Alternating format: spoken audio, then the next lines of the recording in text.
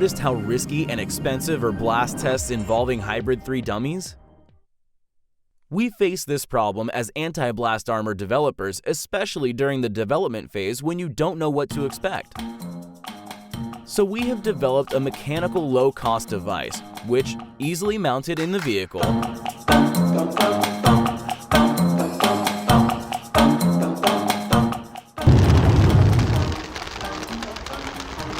and instantly provides the DRI measurement.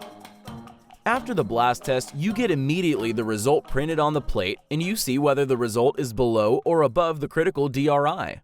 In this specific test, we see that the scratch is almost 17.7 DRI, which is the critical value.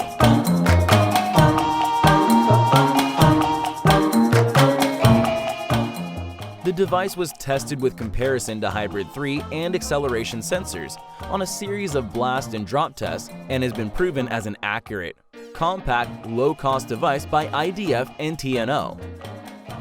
Please contact us for more information.